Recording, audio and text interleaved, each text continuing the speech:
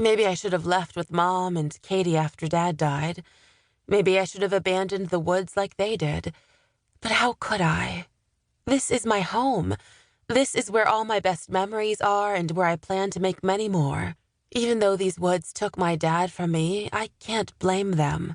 That's just what nature does. Suddenly, the hair on the back of my neck stands up, and goosebumps march up my arms. I turn around to look at the fox, but the little guy's already long gone, the food left uneaten.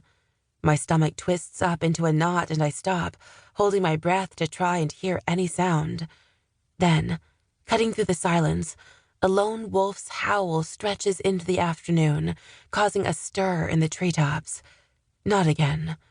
Wolves are not supposed to be in this area, and the last time there was any sign of them, I swallow, a tight lump forming in my throat at the memory of my dad, surrounded by snarling wolves, razor-sharp teeth bared and gleaming. "Eva, I need you to run," he'd said. "I need you to run and not look back, and never forget you have a great purpose. Never."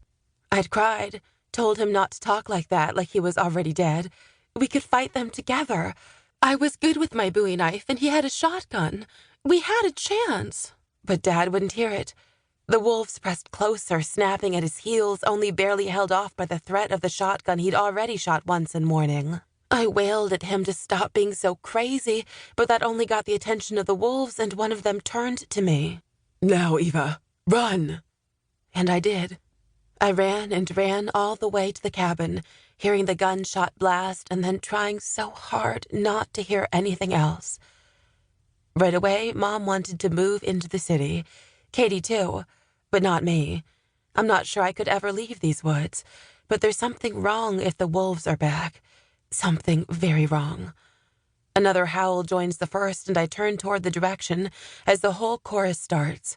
Then my blood chills as I recognize the other, quieter sound under the howls. A person. Before I know what I'm doing, I'm running toward the wolves at full speed, pulling the pistol from my hip. Not today, wolves. I'm gaining on them, leaping over fallen trees and crashing through the underbrush until I spill into a clearing, and I'm suddenly slammed back in time. In a wide circle, with eyes gleaming blood red, there's an entire pack of wolves snarling and snapping. But the wolves nearly fade into the background because at the center of their circle are two of the most gorgeous men I've ever seen. I'm a good distance away, but even from here I can see that they've got smooth caramel skin and thick, defined muscles.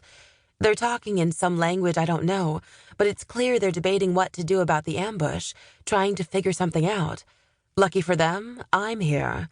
I bring 2 fingers to my lips and whistle long and loud, drawing their attention.